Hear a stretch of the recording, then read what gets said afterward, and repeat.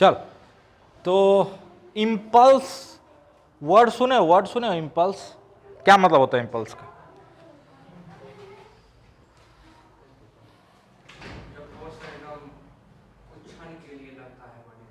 ऐसा कोई जरूरी नहीं, इम्पल्स का मतलब पूछ रहा। सडन, अचानक, है ना, कुछ अचानक हो जाए वो इम्पल्सिव होता है ना। कोई समझ में? अचानक से कुछ हो रहा, दैट इज इम्पल्सिव। बट जो फिजिक्स में इम्पल्स का कॉन्सेप्ट है वो सिर्फ सडन वाले सिचुएशन तक लिमिटेड नहीं, सडन वाले सिचुएशन तक लिमिटेड नहीं, इसका वाइड वैरायटी ऑफ यूज है। कोई दिक्कत? और बहुत इंपॉर्टेंट कॉन्सेप्ट, तो ध्यान से समझिएगा। सिंपली इसका कोई फील व्हील हम नहीं करवा रहे हैं अगेन, इसको मैथमेटिकली डिफाइन किया गया है कि impulse of a force J vector is defined as integration F D T from time interval t1 to t2 या t initial to t final. ये है आपका फोर्स का impulse during time interval t2 minus t1, है ना। ये इस force का इंपल्स है during time interval t2 minus t1। This is defined as impulse of the force F। कोई दिक्कत? और कुछ नहीं, यूनिट क्या हो जाएगा? न्यूटन सेकेंड, न्यूटन सेकेंड, जो कि मोमेंटम के यूनिट के इक्विवेलेंट आ जाएगा, जो कि मोमेंटम के यूनिट के इक्विवेलेंट होगा, है ना, केजी मीटर पर सेकेंड। कोई दिक्कत? असल में मोमेंटम से रिलेटेड है, ठीक है। कैसे रिलेटेड है वो भी समझा देते हैं। इंपल्स और मोमेंटम का क्या रिलेशन है? नेट एक्सटर्नल फोर्स क्या होता है? D p by dt। अरे होता है, इसको इधर ले आओ। dp बराबर नेट एक्सटर्नल फोर्स dt होगा, इंटीग्रेट करो। Initial momentum p1, final momentum p2, time t1 t2। अरे ये क्या, ये तो इंपल्स है, fdt। अरे fdt क्या है? इंपल्स। अरे ये नेट फोर्स को ऐसा सिग्मा एफ लिखे हैं, वहां सिंगल फोर्स के लिए इंपल्स है। कोई दिक्कत? अरे समझ में आया? समझ में आया? तो impulse is basically change in momentum, इसी को इंपल्स मोमेंटम थ्योरम भी बोलते हैं, है ना।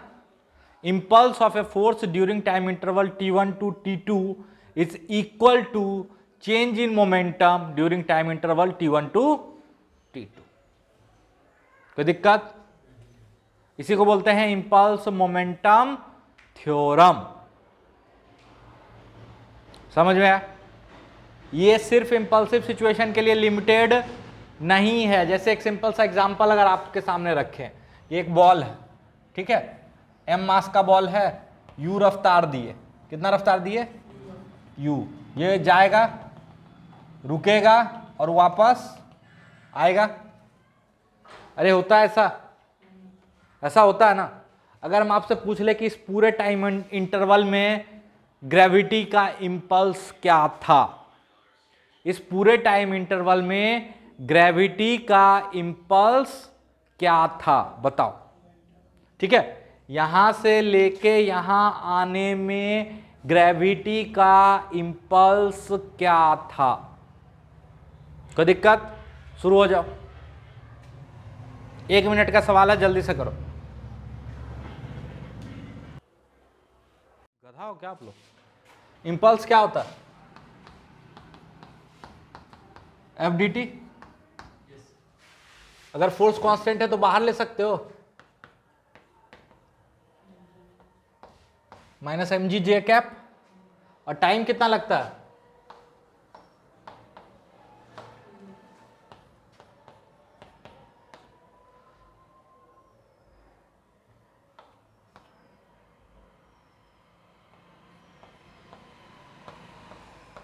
बिल्कुल फार्मूला से सीधा सीधा।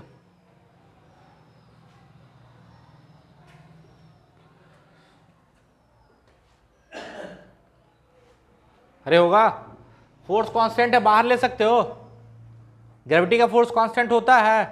अब मैग्नीट्यूड पूछ ले सर, आई कैप जे कैप नहीं दिया तो इंपल्स का मैग्नीट्यूड क्या हो जाएगा? 2mu। जीरो कैसे हो गया? या सिंपल, हाँ चेंज इन मोमेंटम से भी निकाल सकते हो। वो इसलिए बोल पा रहे हैं कि जब यहां से यहां आ रहा है तो इस पे एकमात्र फोर्स कौन लग रहा है? ग्रेविटी। तो ग्रेविटी का impulse will be equal to change in momentum. अरे है ना, तो इनिशियल मोमेंटम क्या लिखोगे? mu J cap. Final momentum क्या लिखोगे? Minus mu J cap. उसी हाइट पे आता तो सेम रफ्तार हो जाता, कुछ नहीं आता है ना। तो चेंज इन मोमेंटम क्या होता है? Final momentum minus initial momentum. तो इसमें भी तो वही आ रहा है। तो शकल क्या देख रहा था मेरा, है कि नहीं? अब आप गधे हो, इनिशियल में से फाइनल को घटा दिए होगे, कुछ ऐसा ही कांड किए होगे, तो जीरो आएगा ही, या जोड़ दिए होगे, कोई लॉजिक ही नहीं बनता जोड़ने का, है कि नहीं? कोई लॉजिक ही नहीं बनता, लेकिन मस्त आप लोग करके बैठे हो, है कि नहीं?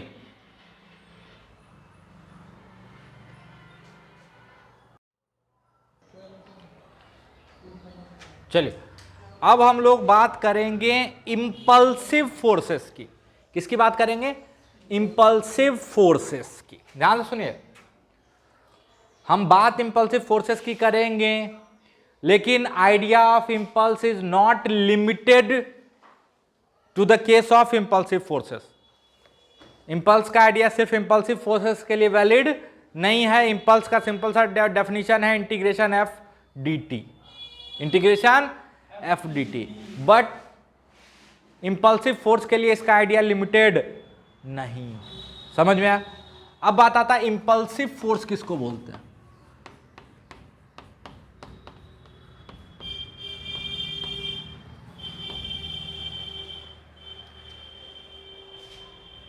कोई आइडिया किसी को इंपल्सिव फोर्स का? कोई आइडिया इंपल्सिव फोर्स का? कोई आइडिया नहीं। अगर कोई बहुत बड़ा फोर्स बहुत छोटे टाइम इंटरवल के लिए भी एक्ट करता है तो वो बहुत बड़ा मोमेंटम चेंज क्रिएट कर सकता है। ध्यान से सुनिएगा, अगर कोई बहुत बड़ा फोर्स बहुत छोटे टाइम इंटरवल के लिए भी एक्ट करता है तो वो एक मेजरेबल, एक फाइनाइट मोमेंटम चेंज क्रिएट कर सकता है ना। फोर्स बहुत बड़ा हो, बहुत छोटे देर के लिए ही लगा, फिर भी वो अच्छा खासा मोमेंटम चेंज क्रिएट कर सकता है। और ऐसे बहुत बड़े वाले फोर्स को क्या बोलते हैं? Impulsive force. जैसे आप जमीन पे खड़े हो तो आप पे ऊपर नॉर्मल लग रहा है और नीचे mg लग रहा है, मस्त। नॉर्मल बहुत बड़ा नहीं है, mg के बराबर, एक फाइनाइट वैल्यू। लेकिन आप जमीन पर कहीं से कूदते हो, ठीक है, कहीं से कूदते हो, मान लो किसी हाइट से कूदते हो और जमीन पे जस्ट लैंड करने से पहले आपका कुछ रफ्तार होता है। लेट सपोज कितना रफ्तार होता है? u, जस्ट पहुंचने से पहले। और जैसे ही जमीन पे पहुंचते हो तो आपका रफ्तार क्या हो जाता है? 0। बिल्कुल ध्यान से सुनते जाइए। मोमेंटम चेंज क्या लिखोगे?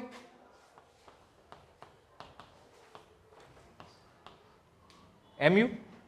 सिर्फ मैग्नीट्यूड की बात कर रहा। मोमेंटम चेंज क्या है? mu। 0 है तो गधा है क्या? जस्ट टकराने से पहले मोमेंटम mu था और टकराने के बाद रुक गया तो मोमेंटम कितना हो गया? 0। तो मोमेंटम चेंज कितना हुआ, mu। अरे हुआ, कितने टाइम में हुआ,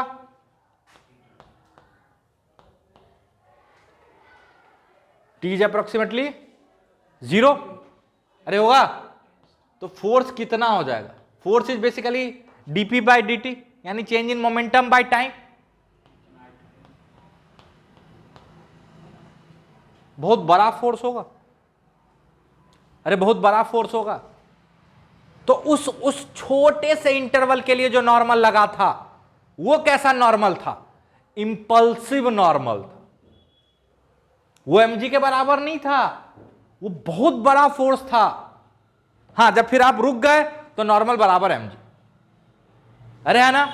लेकिन उस छोटे से टाइम इंटरवल डेल्टा टी के दौरान उस फोर्स का वैल्यू बहुत बड़ा था। अगर इसका ग्राफ ड्रॉ करोगे तो it will be something like this. अगर आपको कोई बोला जाए कि नॉर्मल और टाइम का ग्राफ ड्रॉ करो, तो जब आप हवा में थे तो कोई नॉर्मल नहीं था, अरे जब तक आप हवा में थे तो कोई नॉर्मल नहीं था, ठीक है, तो नॉर्मल जीरो है। और जिस मोमेंट पे आप टकराए तो पहले पैर जस्ट टच किया होगा, हल्का सा नॉर्मल, और फिर अचानक से बहुत बड़ा नॉर्मल, है ना। और वो हमेशा लगते रहा नहीं, बहुत छोटे से टाइम इंटरवल के लिए, और फिर नॉर्मल क्या हो गया, एक फाइनाइट वैल्यू अचीव कर लिया। अरे होगा, यहां पे खुला हुआ क्या, ये क्या मतलब, इसका मतलब है और बहुत बड़ा होगा, ठीक है। अरे समझ में आया, मतलब बहुत ऊपर से ऐसे आया होगा, बस इस छोटे से टाइम इंटरवल के लिए, डेल्टा टी के लिए। तो यहां पे नॉर्मल कैसा हो गया, इंपल्सिव फोर्स। कैसा हो गया, इंपल्सिव फोर्स। कुछ नहीं समझ में आ रहा, अरे ये बहुत छोटे से टाइम इंटरवल में, ऑलमोस्ट जीरो टाइम इंटरवल में कितना मोमेंटम चेंज क्रिएट कर दिया, एक फाइनाइट मोमेंटम चेंज क्रिएट कर दिया। That means force was almost infinite, very large बोल सकते हो ना, बहुत बड़ा फोर्स लगा होगा, अरे है कि नहीं है।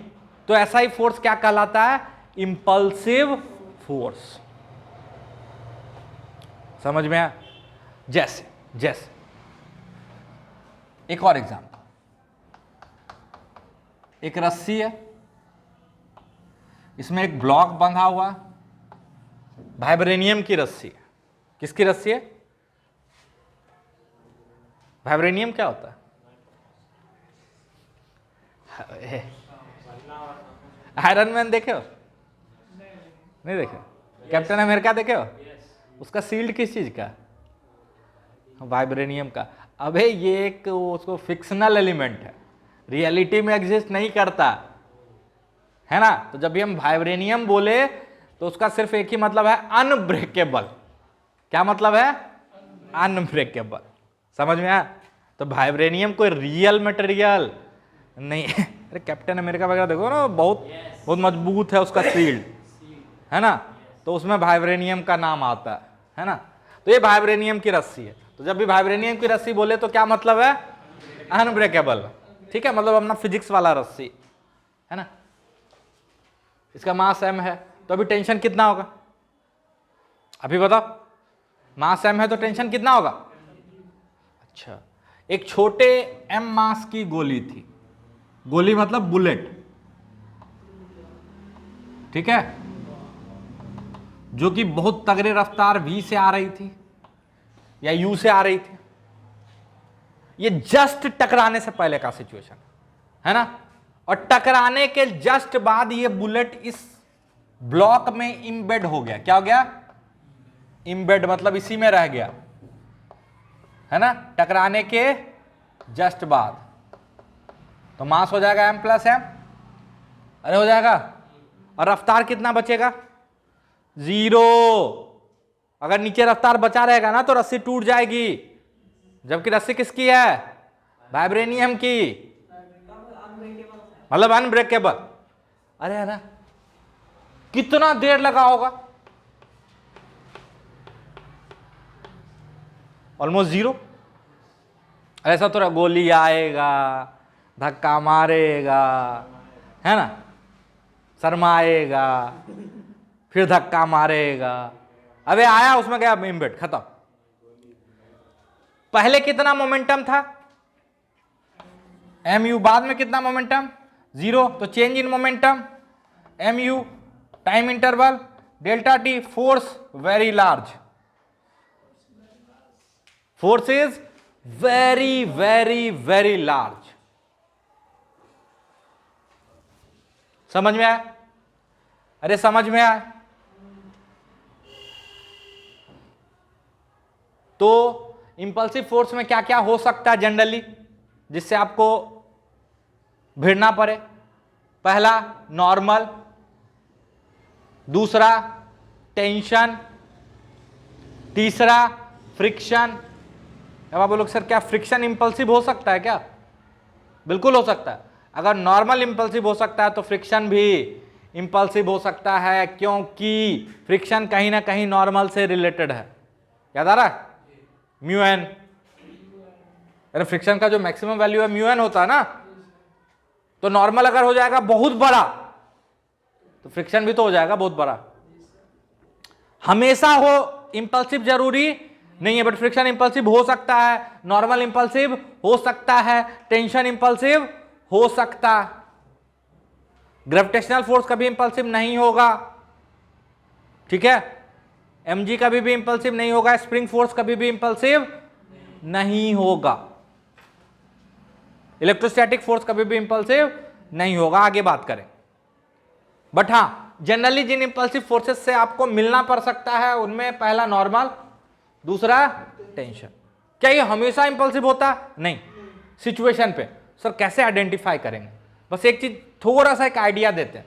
इसका कोई एक ऐसा नहीं है कि ये लाइन से ऊपर है तो इंपल्सिव है और लाइन से नीचे है तो नॉन इंपल्सिव है, ऐसा कोई एक होता है ना क्लियर कट सेपरेशन, क्लासिफिकेशन नहीं है। थोड़ा सा आपको अपना दिमाग लगाना पड़ेगा। जैसे जब झटका वाला अनुभव हो ना, झटका जैसा है ना, टक्कर जैसा, तो समझना इंपल्सिव सिचुएशन है। जैसे एक ब्लॉक को जमीन पे रख दो तो नॉर्मल बराबर है mg, है ना? यहां पे नॉर्मल कैसे फोर्स को बैलेंस कर रहा, एक नॉन इंपल्सिव फोर्स को, तो नॉर्मल भी कैसा होगा? नॉन इंपल्सिव, क्योंकि यहां पे नॉर्मल इंपल्सिव रहता तब तो वो मोमेंटम चेंज क्रिएट कर देता। दूसरा तरीका आप ऐसे सोचो, एक ब्लॉक है जमीन के बीच में रखा हुआ, उसमें हाथ रख के देखो, अगर ब्लॉक 1-2 kg का तो हाथ कुछ ज्यादा आपको नुकसान नहीं होगा। लेकिन वही 2 kg वाला ब्लॉक ऊपर से छोड़ दो और जमीन से जब टकरा रहा तब जो नॉर्मल लग रहा है उसके बीच में, वो नॉर्मल कैसा है? इंपल्सिव। नहीं समझ में? हाथ रख के देखो, मजा आ जाएगा ना। 2 किलो का लोहा वाला बटखरा गिरा के देखो हाथ पे, समझ में आ जाएगा कि नॉर्मल इंपल्सिव है कि नॉन इंपल्सिव। समझ में आ गया? अब दोनों बगल से क्या मतलब? नॉर्मल कैसा? इंपल्सिव, बात खत्म। अगला, रस्सी में एक ब्लॉक लटका हुआ, कोई दिक्कत नहीं, लेकिन उसी ब्लॉक पे हथौड़ा मार दो, है ना, तो उस समय रस्सी में झटका आएगा, तो उस समय टेंशन कैसा हो जाएगा? इंपल्सिव। क्योंकि हम मान के चल रहे हैं वाइब्रेनियम की रस्सी, तो हथौड़ा मारने से ब्लॉक नीचे टूट के तो जा नहीं रहा, मतलब हथौड़ा का मोमेंटम कौन झेल लिया? रस्सी। तो उस मोमेंटम चेंज को कौन लाया? रस्सी का टेंशन, है ना, तो जरूर बहुत बढ़ा रहा होगा। तब तो बहुत छोटे टाइम इंटरवल में हथौड़ा का मोमेंटम क्या हो गया? 0। नहीं समझ में आ, है ना? अच्छा एक चीज बताओ, यही गोली, यही रस्सी, यही ब्लॉक, यही गोली, यही रस्सी, यही ब्लॉक ऐसे चला दिए, अब टेंशन इंपल्सिव है क्या? नहीं है, बिल्कुल नहीं है, बिल्कुल नहीं है। यहां पे टक्कर मारेगा, मस्त ऐसा घूम जाए, ठीक है? समझ में आया? अरे समझ में आया? पक्का? ये टेंशन इंपल्सिव नहीं है, ये टेंशन इंपल्सिव है। तो आई होप थोड़ा थोड़ा इंपल्सिव फोर्सेस का आइडिया आ रहा है आपको। अरे आ रहा है? आ रहा है? पक्का? चलो अगर आइडिया आ रहा है तो एक सवाल करो, फिर उससे आगे समझाएंगे। यहीं पे सवाल हम बना देते हैं, ठीक है? एक m मास का ब्लॉक है, कैपिटल M मास का, और एक छोटा सा बुलेट है जो ऐसे आ रहा है। ध्यान से सुनना, थीटा एंगल पे, कितने पे, यू रफ्तार से, ठीक है। एम मास का बुलेट है और ये इसमें इम्बेड हो जाता, मतलब इसमें घुस जाता, कोई दिक्कत, इसमें आया और मस्त इसमें घुस गया, पहला सिचुएशन। और दूसरा सिचुएशन, ऐसे बुलेट आया, ठीक है, यू रफ्तार से, थीटा एंगल पे, यही बुलेट है एम मास का, ये इसमें घुस गया, ठीक है, ये भी कैपिटल एम मास का है ना। दोनों सिचुएशन में ब्लॉक की फाइनल वेलोसिटी बतानी है आपको, दोनों सिचुएशन में ब्लॉक की फाइनल वेलोसिटी बतानी है आपको, ठीक है। 3 से 4 मिनट का टाइम है, दोनों सिचुएशन में ब्लॉक की फाइनल वेलोसिटी बतानी, ठीक है। ट्राई करो जल्दी से।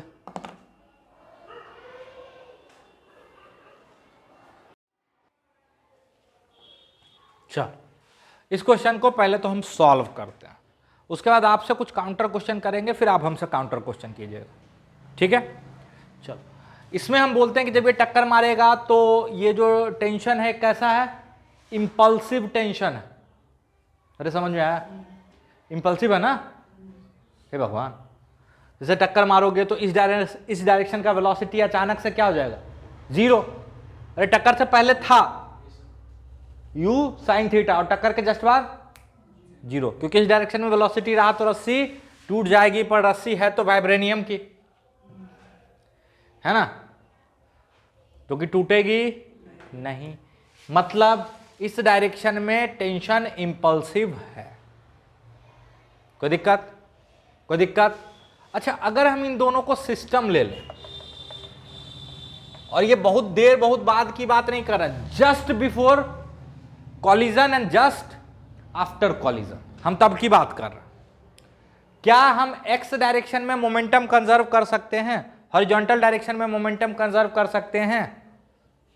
और हम बोलेंगे कि ये टक्कर होगा इस डायरेक्शन में तो कोई वेलोसिटी नहीं आएगी, इस डायरेक्शन में मान लिया वेलोसिटी आ गई v, कितनी वेलोसिटी आ गई v, और हम इक्वेशन लिख दिए हॉरिजॉन्टल में मोमेंटम को कंजर्व करते हुए, हम इक्वेशन लिख दिए, इसका मोमेंटम हॉरिजॉन्टल में क्या था, mu cos थीटा, और इसका क्या था 0 बराबर फाइनल m प्लस एम भी, तो v बराबर आ गया mu cos theta by m plus m। कोई दिक्कत? अरे कोई दिक्कत? y में मोमेंटम कंजर्व नहीं कर सकते हैं क्योंकि y में एक्सटर्नल फोर्स है इस सिस्टम पे, कौन सा, टेंशन और mg। अरे टेंशन भी है नालायक, टेंशन भी है, अरे टेंशन भी है, समझ में आया? अच्छा, इसमें बोलते हैं कि जैसे टकराएगा तो ये हल्का सा ऊपर मूव करेगा, हल्का सा, तो रस्सी क्या हो जाएगा, स्लैक, तो टेंशन तो गायब, टेंशन क्या हो गया, गायब। तो हम मस्त इसमें मोमेंटम दोनों डायरेक्शन में कंजर्व कर देते थे, एक्स और वाई दोनों में। अरे एक्स और वाई दोनों में मोमेंटम कंजर्व कर दें, वाई में एक्सटर्नल फोर्स इस दोनों पे कौन सा, इस दोनों पे mg है, mg है, लेकिन फिर भी हम लिख सकते हैं मोमेंटम x में भी कंजर्व है, initial equal to px final, और मोमेंटम y में भी कंजर्व है। कोई इसको एक्सप्लेन कर सकता? कॉलिजन के दौरान हम मोमेंटम कंजर्व कर सकते हैं, कोई इसको एक्सप्लेन कर सकता है इसका रीजन? बहुत इंपॉर्टेंट बात बताने वाले हैं, हम बोल रहे हैं कि momentum during collision just before just after conserve कर सकते हैं, दोनों में, एक्स में भी वाई में भी। इवन वाई में एक्सटर्नल फोर्स है, कौन सा, mg, इवन हम मोमेंटम कंजर्व कर लेंगे, जबकि एक्सटर्नल फोर्स होगा तो सिस्टम का मोमेंटम कंजर्व नहीं रहता, लेकिन यहां पे हम बोल रहे हैं कि हम कर लेंगे, हम बोल रहे हैं कि यहां पे हम कंजर्व कर लें।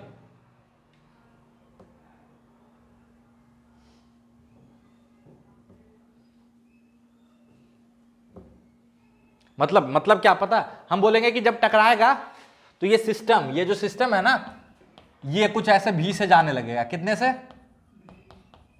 और कितना एंगल पे, अल्फा पे, ठीक है, कितना पे जाने लगेगा, अल्फा पे। अरे हमको थोड़ी पता कि कौन सा एंगल होगा, क्या होगा, है ना। असल में मूव तो इसी डायरेक्शन में करेगा, है ना। जब मोमेंटम पहले इसी डायरेक्शन में था तो बाद में भी इसी डायरेक्शन में रहेगा।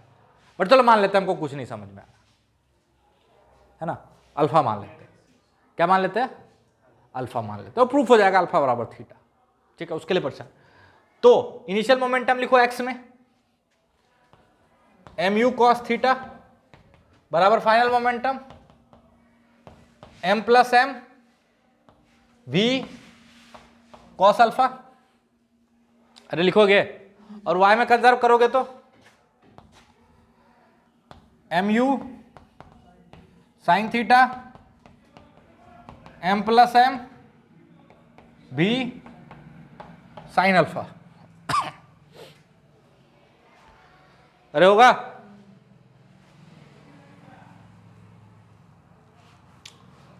तो यहां से दिख रहा है टेन थीटा बराबर टेन अल्फा। अरे दिख रहा है, डिवाइड कर दोगे तो टेन थीटा बराबर टेन अल्फा आ जाएगा, टेन थीटा बराबर टेन अल्फा आ जाएगा, यानी एंगल में कोई फर्क नहीं पड़ेगा। मतलब अब सीधा सीधा इसको कॉस थीटा कॉस अल्फा को मिटा दो, यहां से भी निकल जाएगा। अरे निकल जाएगा, निकल जाएगा ना, नहीं समझ में। बट उससे जरूरी बात क्या है कि भाई यहां तो इस सिस्टम पे y में फोर्स था सर, mg था, अरे था ना, इसका इफेक्ट क्या है आप गायब कर दी। अरे ये भी तो कुछ मोमेंटम चेंज क्रिएट किया होगा, किया होगा ना। अरे भगवान, टेंशन तो जीरो हो चुका है।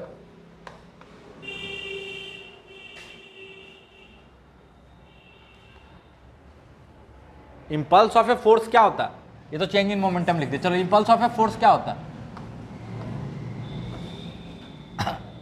F D T. हाँ अच्छा, अभी तुरंत हम प्रूफ कर देते हैं। यहां पे जो टक्कर हो रहा है तो ये इस पे नॉर्मल लगाएगा और ये इस पे नॉर्मल लगाएगा। नॉर्मल कैसा है नेचर में, इंपल्सिव। अरे इंपल्सिव है, इंपल्सिव है, वो बहुत बड़ा मोमेंटम चेंज क्रिएट करेगा। अरे करेगा ना, बहुत बड़ा मोमेंटम चेंज क्रिएट करेगा बहुत छोटे टाइम में। क्यों, कि देखो नॉर्मल के इंपल्स की अगर बात करोगे, किसके इंपल्स की बात कर रहे हैं, पहले नॉर्मल के इंपल्स की बात कर, बिल्कुल ध्यान से सुनना। पहले हम किसके इंपल्स की बात कर रहे हैं, नॉर्मल के इंपल्स की बात कर रहे हैं। अच्छा टक्कर कितने देर तक होगा, बहुत छोटे से टाइम के लिए। तो नॉर्मल का इंपल्स होगा F D T from 0 to delta t which is approximately 0। और हम बोलते हैं कि ये एक फाइनाइट टर्म आएगा। कैसा टर्म आएगा, फाइनाइट। पता है क्यों, क्योंकि ये ठीक है 0 है, लेकिन ये तो बहुत बड़ा टर्म है। अरे यहां जो नॉर्मल लग रहा है वो बहुत बहुत बड़ा नॉर्मल है। अरे है ना, अरे है ना। लेकिन अगर mg के इंपल्स की बात करो इसी टाइम इंटरवल में, इसी से छोटे टाइम इंटरवल में mg के इंपल्स की बात करें तो F D t 0 to delta t which is approximately 0। और मेरे हिसाब से ये लगभग 0 माना जा सकता है, माना जा सकता है क्या। अरे क्योंकि एक छोटा सा एक फाइनाइट फोर्स है। कितने देर के लिए लगा, कितने देर के लिए, लगभग 0 टाइम के लिए। तो वो कितना इंपल्स, वो कितना मोमेंटम चेंज क्रिएट करेगा, या उसका इंपल्स क्या होगा, ऑलमोस्ट 0। 0 नहीं, ऑलमोस्ट 0। अरे होगा। तो क्या टक्कर के दौरान जिसका टाइम इंटरवल क्या बहुत छोटा, या झटके के दौरान जिसका टाइम इंटरवल क्या बहुत छोटा, उस दौरान नॉन इंपल्सिव फोर्सेस के इफेक्ट को इग्नोर कर सकते हो? फिर से सुनना, हम देख रहे हैं कि अगर ये फोर्स नॉन इंपल्सिव है, मतलब फाइनाइट वैल्यू है, तो बहुत छोटे टाइम इंटरवल में कितना चेंज क्रिएट कर देगा ये? नेग्लिजिबल। अरे कर देगा ना। तो क्या उस छोटे से टाइम इंटरवल के दौरान, हमेशा नहीं, ये नहीं कि हमेशा से mg का इंपल्स जीरो कर दो, शुरू से भी और बाद में भी, नहीं नहीं नहीं, just before and just after mg के इफेक्ट को भूला जा सकता है? क्या भूला जा सकता है? इसीलिए हम यहां पे just before just after mg को क्या किए? भूल गए। अरे भूल गए, हे भगवान। तो इस सिस्टम पे एक्सटर्नल फोर्स गिनो तो, टेंशन भी जीरो, और जैसे थोड़ा सा टक्कर खाएगा, ये हल्का सा मुंह करे स्लैक हो जाए, टेंशन भी जीरो, mg का इफेक्ट जीरो। mg जीरो नहीं है, mg का इफेक्ट इंपल्स जीरो है बहुत छोटे टाइम के लिए। अरे है, इसलिए हम क्या कर दिए? मोमेंटम कंजर्व कर दिए। अरे कर दिए। अब आप में से समझदार बच्चे को बोलना चाहिए, सर नॉर्मल जो है वो तो नॉन इंपल्सिव है। हाँ, तो जो बोलो उसी में हाँ। अबे नॉर्मल इंपल्सिव है तो नॉर्मल को हम इंटरनल बना दिए, सो हम इन दोनों को सिस्टम ले लिए ना। तो ये इस पे नॉर्मल लगाएगा इंपल्सिव, ये इस पे नॉर्मल लगाएगा इंपल्सिव, तो ये तो सिस्टम के अंदर का फोर्स हो गया। हे भगवान, इसीलिए यहां से एक और आइडिया आपके दिमाग में आना चाहिए कि जब भी इंपल्सिव फोर्सेस लग रहे हैं तो कोशिश करो वो सिस्टम के अंदर का फोर्स बन जाए। बाहर रहेगा तो आपको वो कैलकुलेट करना पड़ेगा, जो कि काफी टफ होने वाला। लेकिन अगर वो इंटरनल फोर्स बन गया, सिस्टम के अंदर चला गया, तो वो सिस्टम का मोमेंटम तो नहीं बदलेगा। हाँ, इस पे लगने वाला नॉर्मल इसका मोमेंटम बदलेगा, इस पे लगने वाला नॉर्मल इसका मोमेंटम बदलेगा, बट ओवरऑल सिस्टम का मोमेंटम तो ये नहीं बदल सकता। क्यों? क्योंकि ये इंटरनल फोर्स है। कुछ नहीं समझ में आ रहा। इतना मेहनत करके आप लोग को पढ़ाए हैं कंजर्वेशन ऑफ मोमेंटम, है ना, कि इंटरनल फोर्सेस सिस्टम के मोमेंटम को चेंज नहीं कर सकते हैं, वही तो बोल रहे हैं। तो हां, यहां पे जो इंपल्सिव फोर्स था वो इंटरनल फोर्स बन गया, और जो नॉन इंपल्सिव फोर्स था उसका उस छोटे से इंटरवल में इफेक्ट क्या माना जा सकता है? जीरो। अरे माना जा सकता है, इसलिए एक्स और वाई में मोमेंटम कंजर्व कर दिए। अरे कर दिए। अब ध्यान से सुनो, इसका क्या मतलब है? इसका मतलब है कि ब्लास्ट का सिचुएशन हो, टक्कर का सिचुएशन हो, जो कि बहुत छोटे टाइम इंटरवल के लिए होता है, तो उस छोटे से टाइम इंटरवल में नॉन इंपल्सिव फोर्सेस के इफेक्ट को इग्नोर किया जा सकता है। सकता है, अगेन एक वर्ड आ रहा, जा सकता है, मतलब रट मत लो कि हमेशा कर देने का। एक या दो सवाल ऐसा आपको दिखा मिलेगा, है ना, जिसमें टक्कर हो रहा होगा, ब्लास्ट हो रहा होगा, बहुत छोटे से टाइम के लिए हो रहा होगा, लेकिन उसमें नॉन इंपल्सिव फोर्स का भी इंपल्स लिखना पड़ेगा। अच्छा चलो, अभी कंफ्यूज नहीं करते, यहां तक की बात को पहले लिखो कि टक्कर के दौरान, ब्लास्ट के दौरान, जिसका टाइम इंटरवल क्या होता है? बहुत छोटा, उस दौरान non impulsive forces like gravity, spring, है ना, इनके इफेक्ट को क्या कर सकते हैं? छोड़ सकते हैं, इग्नोर कर सकते हैं, इनके इंपल्स को लिखने की जरूरत नहीं पड़ेगी। अरे है ना, अरे है कि नहीं? तो इस चीज को लिखो यहां तक। और इसी कारण यहां पे हम क्या कर पाए हैं? मोमेंटम को एक्स वाई दोनों में कंजर्व कर पाए। है एक्सटर्नल फोर्स तो है, बिल्कुल है, लेकिन उस एक्सटर्नल फोर्स का इफेक्ट उस छोटे से टाइम इंटरवल में क्या है? नेग्लिजिबल। ये चीज समझ में आ रहा? किसके रिस्पेक्ट में? मतलब वो जो मोमेंटम चेंज क्रिएट करेगा सिस्टम पे डेल्टा टी टाइम में, जो कि जीरो है, तो कितना हो जाएगा? Almost zero. अरे एम जी जीरो टाइम में ऑलमोस्ट कितना मोमेंटम चेंज क्रिएट करेगा? एम जी इंटू जीरो, है ना, तो उसको इग्नोर मार दिया, है ना, तो हम मान के चले कि एम जी है ही नहीं। अरे फोर्स मतलब क्या होता है कि फोर्स है, जादू थोड़े, उसका इफेक्ट दिखेगा तभी तो उसका कोई मतलब है ना। तो उस छोटे से टाइम इंटरवल में जो मोमेंटम चेंज क्रिएट कर सकता था, कितना कर सकता था, समझ में आया? उसका इफेक्ट क्या हो गया, नेग्लिजिबल हो गया, तो हटा दिए उस फोर्स को। हम मान के चले चलो फोर्स था ही नहीं, तो ना एक्स में कोई फोर्स है ना वाई में फोर्स है एक्सटर्नल, तो मोमेंटम कंजर्व कर दिए। क्यों? क्योंकि हम जिस इवेंट में इंटरेस्टेड हैं, टक्कर में, उसका इंटरवल कितना बड़ा, समझ में? तो सिचुएशन वाइज आपको सोचना।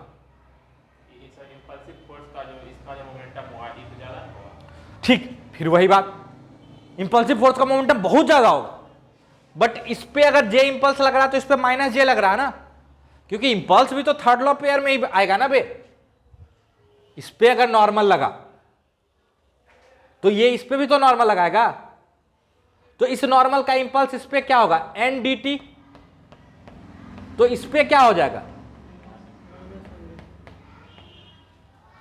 सिस्टम पे कितना हो जाएगा, क्योंकि ये नॉर्मल इंटरनल है। अगर इसके मोमेंटम चेंज को देखें तो बहुत अंतर है, बहुत चेंज आ रहा है, इसके मोमेंटम चेंज को देखो तो बहुत आ रहा होगा, बट सिस्टम का मोमेंटम चेंज क्या होगा, जीरो। क्यों? क्योंकि वो इंटरनल फोर्स है। अब आया पक्का? नहीं कैसे आएगा, समझना तो पड़े। लिखो जल्दी से।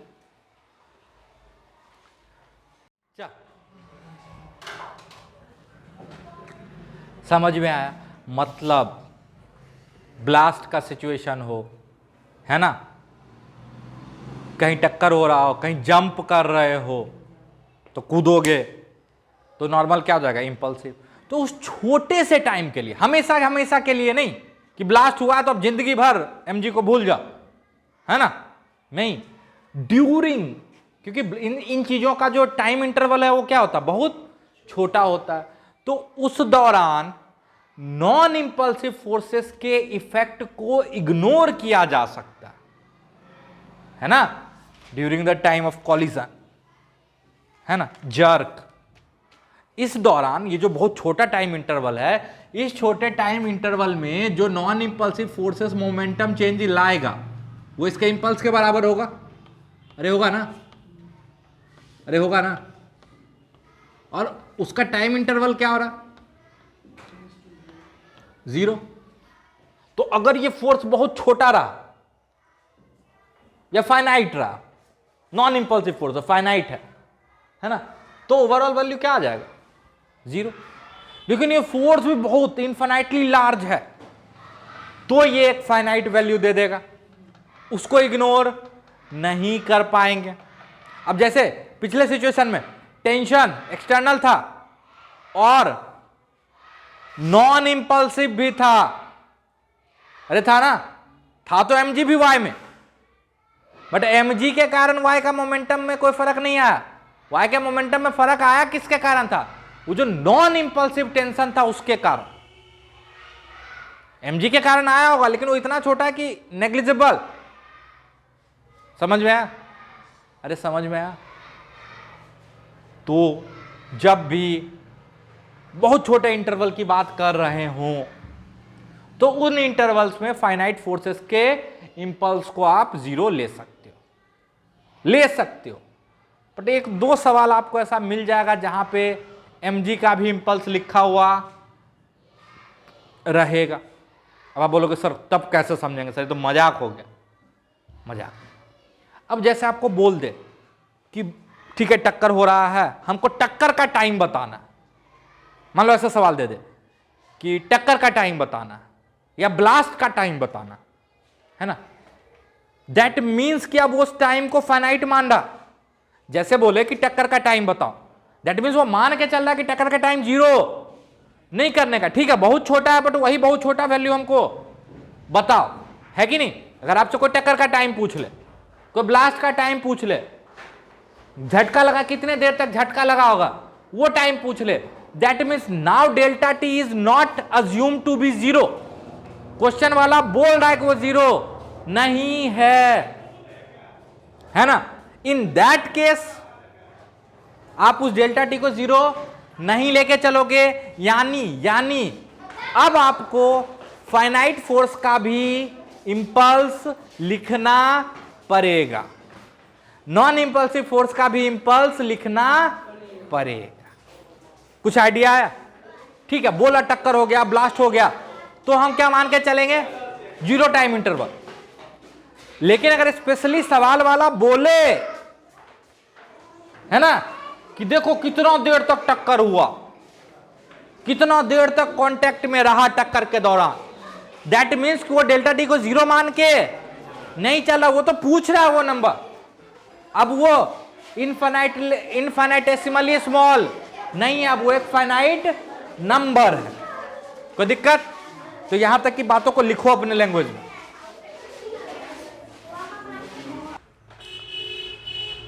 समझ में आया? तो जब कोई स्पेशली आपसे पूछे कि देख भाई हमको तो टाइम इंटरवल बताओ, तो उस केस में आप उस टाइम इंटरवल को 0 मत मान लेना कि चलो अब इसको 0 मान लेते हैं, नॉन इंपल्सिव फोर्स है mg, तो उसका इफेक्ट को इग्नोर मार दे। नहीं, वहां पे आपको mg का भी इफेक्ट लिखना पड़ेगा। समझ में आ रहा? पक्का? पक्का। अब जैसे एक और एग्जांपल देते हैं, मान लो कैसा कॉलिजन है, इस चक्कर में भी नहीं पढ़ने का, है ना। 2 kg है, ये मान लो 8 मीटर पर सेकेंड से चल रहा है ना। ये मान लो 4 kg है, ये 2 मीटर पर सेकेंड से चल रहा, ठीक है। टक्कर के बाद ये जस्ट टक्कर हुआ, और टक्कर के बाद इसकी वेलोसिटी मान लो लिख दिए v1 और इसकी वेलोसिटी लिख दिए v2, ठीक है। और हम बोल रहे हैं कि जमीन पे फ्रिक्शन भी है, जमीन पे फ्रिक्शन है। अच्छा, इसके बीच में दूरी कितना है? बस होने वाला, टक्कर होने वाला, ये जस्ट बिफोर कॉलिजन है, जस्ट बिफोर कॉलिजन है, और ये जस्ट आफ्टर कॉलिजन। समझ में आया? ये मत सोचना चाहिए इतना दूर है चल के आएगा, नहीं, जस्ट बिफोर जस्ट आफ्टर। लेकिन बोले कि यहां पे फ्रिक्शन भी था, ठीक है, यहां पे फ्रिक्शन था, मतलब हॉरिजॉन्टल में एक्सटर्नल फोर्स 0 नहीं है। लेकिन हम जस्ट बिफोर टक्कर और जस्ट आफ्टर टक्कर हॉरिजॉन्टल में मोमेंटम को कंजर्व कर सकते हैं।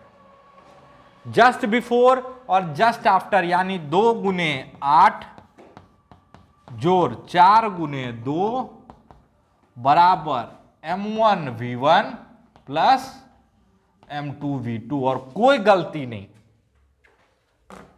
आप बोलोगे सर ऐसा क्यों? तो ध्यान से सुनना, यहां पे जो फ्रिक्शन है वो किस नॉर्मल पे डिपेंड कर रहा है? इस नॉर्मल पे। और यहां जो फ्रिक्शन है वो इस नॉर्मल पे डिपेंड कर रहा है। अच्छा, जब टक्कर होगा तो इनके बीच में एक नॉन इंपल्सिव नॉर्मल लगेगा, लेकिन वो ऐसे लगेगा और ये ऐसे लगेगा। अरे टक्कर के दौरान क्या इस नॉर्मल से फ्रिक्शन का कोई लेना देना है? नहीं। और ये नॉर्मल टक्कर के दौरान कुछ अफेक्टेड होने वाला नहीं, वो तो mg ही रहेगा, है ना। तो ये नॉर्मल नॉन इंपल्सिव है, तो फ्रिक्शन भी नॉन इंपल्सिव है। अरे है ना, फ्रिक्शन नॉन इंपल्सिव है, मतलब जस्ट बिफोर कॉलिजन और जस्ट आफ्टर कॉलिजन अगर इसको हम सिस्टम ले लें, तो हम हॉरिजॉन्टल में एक्सटर्नल फोर्स होने के बावजूद उसके इफेक्ट को इग्नोर कर सकते हैं। रीजन बीइंग कि वो फोर्स कैसा है? Non impulsive. और टक्कर का ड्यूरेशन कितना रहा होगा? 0.0001 सेकेंड। तो उस दौरान वो फ्रिक्शन कितना मोमेंटम चेंज क्रिएट किया होगा? 0.000 कुछ, अरे किया होगा ना। और हम तो जनरली आंसर डेसिमल के 2 डिजिट तक लेते हैं, तो वो तो गया। अरे वो गया ना। तो अगर हम मोमेंटम कंजर्व कर दिए एक्स में, तो कोई गड़बड़ कर दिए नहीं किए। अच्छा सर, टक्कर वाला नॉर्मल तो नॉन इंपल्सिव था, उसको कैसे खा गए? अबे इंटरनल, इसलिए तो बड़ा प्यार से सिस्टम लिए। अगर इन दोनों को हम सिस्टम ले लिए तो वो तो इंटरनल बन गया। समझ में आया? समझ में आया? तो HC Verma example number 24। Ultimate सवाल है इंपल्स का। किसका? इंपल्स का। बड़ा प्यारा सवाल है, ट्राई करो। Example number 24, H.C. वर्मा। 3 से 4 मिनट का टाइम है, ट्राई करो। बताना हम ही को है। चलो इधर देखो, पहले तो हम सही मेथड से बना देते हैं, फिर इसका एक गलत पॉपुलर मेथड जो यूट्यूब पे भी आपको मिल जाएगा वो भी बता देंगे कि वो गलत है, वो गलत है। कहीं दिखे तो आंख बंद कर लेना, कान बंद कर लेना और आगे बढ़ जाना। समझ में आया? हाँ, ऐड स्किप नहीं करना, वीडियो स्किप कर देना, ठीक है। चल इधर, ये एम मास का ब्लॉक है और ये एक एम मास का पिंजरा टाइप का या तराजू टाइप का, ठीक है। अच्छा, ये अभी इससे अटैच नहीं हुआ, गिर रहा ऊपर से, है ना। गिरने से जस्ट पहले इस बॉल का रफ्तार कितना हो चुका है? u। और बोला कि गिरते ही इसमें चिपक जाता है ना, गिरते ही इसमें चिपक जाता है। कुछ नहीं समझ में, गिरते ही ये इसमें चिपक जाता है। तो आपको तीनों का रफ्तार बताना है कि चिपकने के बाद रफ्तार क्या हो जाए। Just before, just after. क्या यहां पे mg के इंपल्स को लिखने की जरूरत है? नहीं, आप बिल्कुल mg का इंपल्स छोड़ सकते हो। क्यों? क्योंकि ये सिचुएशन कैसा है? टक्कर वाला है ना, इंपल्सिव सिचुएशन है, तो नॉन इंपल्सिव फोर्सेस के इफेक्ट को छोड़ सकते हो। कोई दिक्कत? चलो, ये पहले का सिचुएशन। अच्छा, आगे देखते हैं, थोड़ा सा आगे बात करते हैं। ये इससे टकराएगा तो बॉल पे इंपल्स किधर लगेगा? ऊपर। कौन सा फोर्स लगेगा? नॉर्मल, जो कि इंपल्सिव होगा। तो हम लिखते हैं बॉल पे लगा नॉर्मल का इंपल्स। किसका इंपल्स? नॉर्मल का। कोई दिक्कत? अच्छा, वो जब इस पे टकराएगा तो ये टेंशन भी इंपल्सिव होगा, अरे झटका लगेगा। तो इस पिंजरा का अगर आप फ्री बॉडी डायग्राम बनाओगे पिंजरा का, तो इस पे एक इंपल्स किसका? नॉर्मल का, और एक इंपल्स टेंशन का, जिसको हम नाम देते हैं जेटी। मेरा समझ में आया? टेंशन ऊपर लग रहा है ना, तो इंपल्स भी ऊपर ही होगा ना। कुछ नहीं समझ में आया? इसका टेंशन जेटी,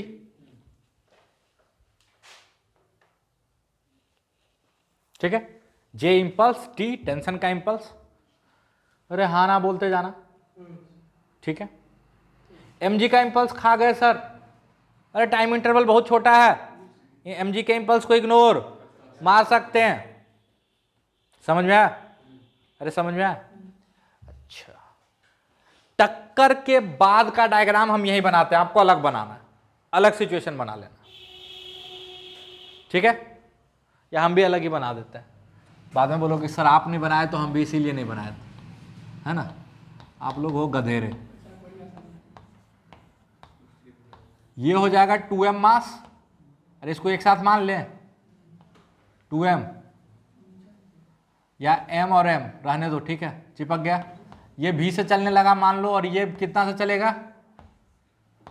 v से। बोलोगे सर ये कैसे v से चलेगा? अबे कंस्ट्रेंट नाम की भी कोई चीज होती है, अगर ये v से चलने लगेगा ये, तो ये भी v से ऊपर जाएगा। कोई दिक्कत? पक्का? कुछ कुछ समझ में आ रहा? थोड़ा थोड़ा चलेगा? चलो बारी बारी शुरू करते हैं। इस पे लिखते हैं impulse of the force equal to change in momentum. अच्छा, इंपल्स भी वेक्टर क्वांटिटी है, तो डायरेक्शन का ध्यान रखना पड़ेगा। इसके लिए लिखते हैं equation.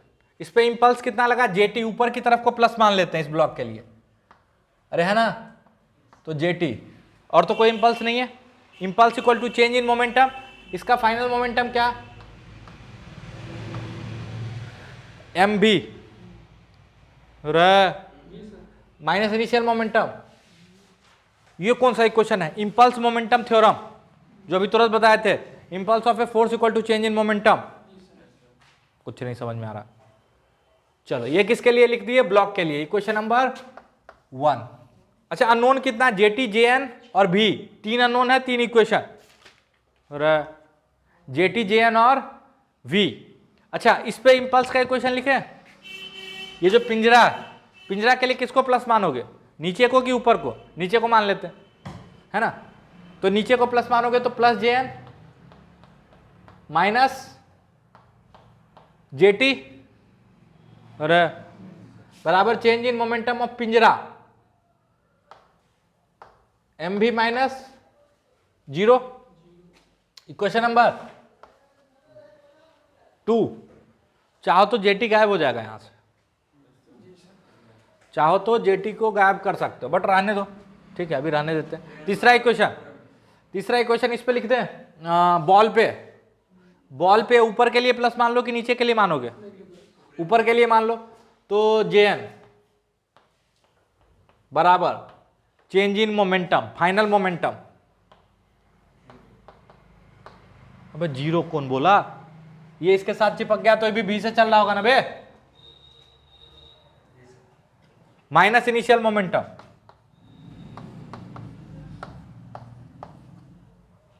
M into minus U, minus क्यों, क्योंकि डायरेक्शन आपने ही डिसाइड किया कि सर ऊपर को प्लस मानो, हम तो नीचे को प्लस मान लेते, बट चलो कोई दिक्कत, सॉल्व करोगे तो v बराबर u/3 आ जाएगा, सॉल्व कर लो, हमको सीधा सीधा दिख रहा है इसलिए हम लिख दे रहे हैं।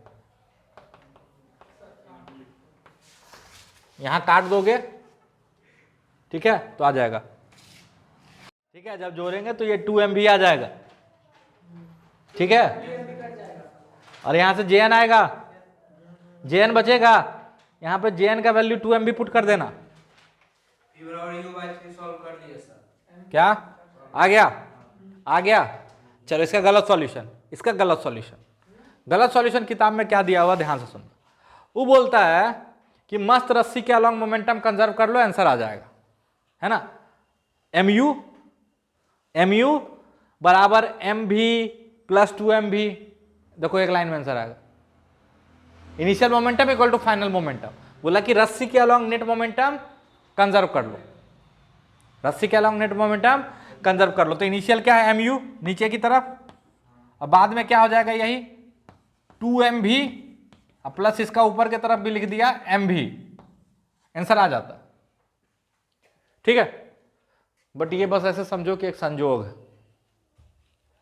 क्या है, संजोग है। पहली बात तो इसमें मोमेंटम कंजर्व नहीं कर सकते, इस सिस्टम के लिए मोमेंटम कंजर्व नहीं कर सकते। आप बोलोगे सर क्या दिक्कत है, इसको सिस्टम ले लेते हैं ना सर, हाँ सर ले लेते हैं ना, ऐसे ले लीजिए, क्या दिक्कत है सर, बाहर से तो mg लग रहा है कि नहीं, अरे बाहर से तो mg लग रहा है, उसका इंपल्स क्या होगा सर 0, मस्त मोमेंटम कंजर्व कर दो। अबे नलायक यहां से एक फोर्स और लग रहा है, ये लग रहा है F, और ये F इंपल्सिव है, और ये F इंपल्सिव है, इसके इफेक्ट को इग्नोर नहीं कर सकते हैं, और आप जो सॉल्व किए हो इसके इफेक्ट को इग्नोर करके सॉल्व किए, अरे तभी तो मोमेंटम कंजर्वेशन मारे, हे भगवान, अरे आप क्या बोले mg के इफेक्ट को छोड़ सकते हैं, हाँ छोड़ सकते हैं, बट इस F के इफेक्ट को कैसे छोड़ दिया आप, और ये F नॉन इंपल्सिव है, सॉरी F इंपल्सिव है, और इंपल्सिव है तो इसके कारण जो मोमेंटम चेंज होगा वो अच्छा खासा होगा। अब आप बोलो सर ये F इंपल्सिव है क्या, हाँ है, अभी दिखाते, टी F बराबर 2t, और टेंशन खुद इंपल्सिव है, अरे है टेंशन इंपल्सिव है तो F भी इंपल्सिव है, मतलब इस सिस्टम पे देखो तो एक्सटर्नल फोर्स है जो कि इंपल्सिव है, जिसके इफेक्ट को इग्नोर नहीं मारा जा सकता, तो कैसे मोमेंटम कंजर्वेशन लगा दिए, अरे कैसे लगा दिए, नहीं लगा सकते थे ना, नहीं लगा सकते थे ना, ठीक है आंसर आ गया, क्यों आ गया, बाय चांस, कौन गलत है, कहीं दिखे वो उस मेथड से को बनाते हुए छोड़ देना, ये तो सही है बे, समझ में आया? तो ये मेथड अगर कहीं मिले तो गलत है, खाली आंसर लाने से काम नहीं होता। बंद क्या कर रहा है? खाली आंसर लाने से काम नहीं होता। तो अगला सवाल ट्राई करो। कौन सा? अच्छा, उस पर कल करेंगे। ध्यान से देखो, एक रस्सी है जो ये रस्सी 5 मीटर लंबा है। कितना मीटर लंबा? 5 मीटर। लेकिन अभी स्लैक है। क्यों? क्योंकि इस बॉब को हम 5 मीटर पे नहीं रखे, हम रखे हैं 3 मीटर पे। कितने पे? 3 मीटर पे रखे। 3 ने 4 मीटर पे रखे। कितने पे? 5 मीटर का है, 4 मीटर पे रखे। हाँ, इसको छोड़ दिया। छोड़ोगे तो नीचे गिरे। कुछ दूर जाने के बाद रस्सी हो जाएगा टाइट। क्या हो जाएगा? टाइट। अभी रस्सी स्लैक है ना? छोड़ दिए सर। हाँ, ठीक है। कुछ दूर नीचे गिरने के बाद रस्सी हो जाएगा टाइट। तो मेरा सवाल है, जब रस्सी टाइट होगा तो एक झटका आएगा, जर्क आएगा ना? तो उस जर्क के कारण एक इंपल्स लगेगा। किस पे? बॉल पे। बॉल पे क्या लगेगा? इंपल्स, है ना? तो आपको वही इंपल्स कैलकुलेट करना। Calculate the impulse of tension during jerk. Calculate the impulse of tension during jerk. कोई दिक्कत? Calculate the tension of calculate the impulse of tension during jerk. Homework कुछ लिख लो, ठीक है? HC बना में अब 24-25 तक कर लेना, ठीक है? हाँ, एग्जाम्पल कितना है? 24 है ना? हाँ, तो पूरा कर लेना एग्जाम्पल, ठीक है? हाँ, 15 तक दे दिए थे, 9 एग्जाम्पल और नहीं होगा? ठीक।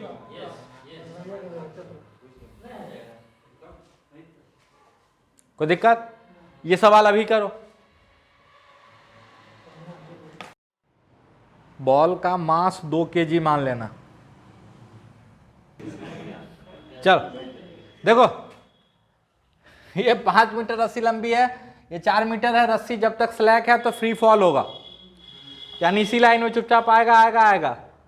जैसे ही ये 3 मीटर होगा तो ये 5 मीटर रस्सी लंबा है जो टाइट हो जाएगा।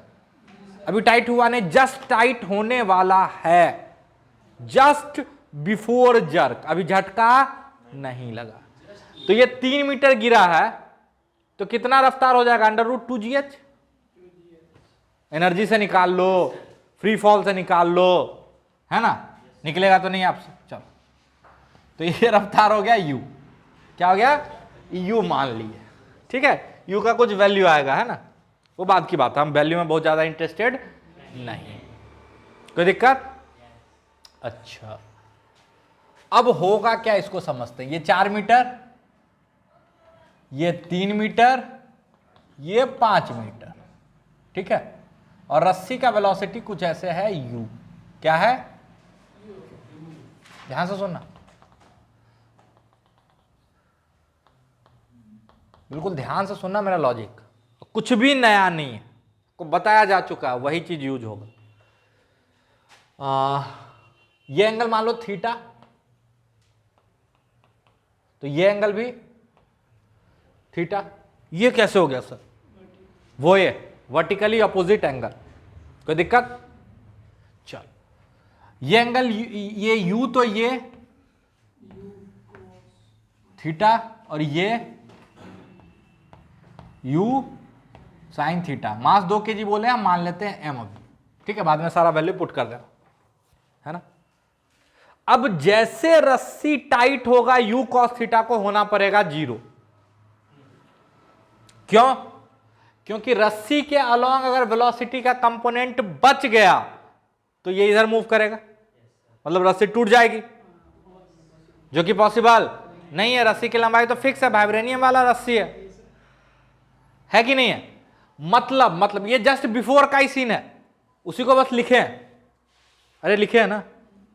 यानी ये हो जाएगा u, तो ये हो जाएगा u cos theta, u cos theta और ये u sin थीटा होगा, और ये एंगल थीटा। जैसे रस्सी टाइट होगी ये वाला पार्ट हो गया जीरो, है ना। रस्सी किधर टेंशन लगाया होगा, इधर, तो रस्सी का इंपल्स इधर ही होगा, जे टी किस पे लगा, बॉल पे, अरे लगा, सिर्फ ये बचेगा। और impulse equal to change in momentum, अरे रस्सी किधर है, इस पे इंपल्स लगा है बॉल पे, इधर जेटी, impulse equal to change in momentum in that direction, अरे impulse in a particular direction equal to change in momentum in that particular direction. इस डायरेक्शन में final velocity zero minus initial velocity, sir minus क्यों, इस direction में था ना, और कुछ नहीं समझ में आ रहा, हम कुछ नहीं कर सकते हैं। जेटी बराबर एम यू कॉस थीटा, जहां पे यू का वैल्यू निकाल चुके हैं, और कॉस थीटा आप यहां से लिख सकते हो, कॉस थीटा बराबर 3/5, और एम का वैल्यू आपको दिया हुआ, ठीक है, एम का वैल्यू आपको दिया हुआ। अगले क्लास में रोडोब लेके जरूर आइएगा, ठीक है। आंसर निकालने में कोई दिलचस्पी नहीं है, सवाल समझ में आया, पक्का, चलो तो आज के लिए काफी है, दफा हो जाओ।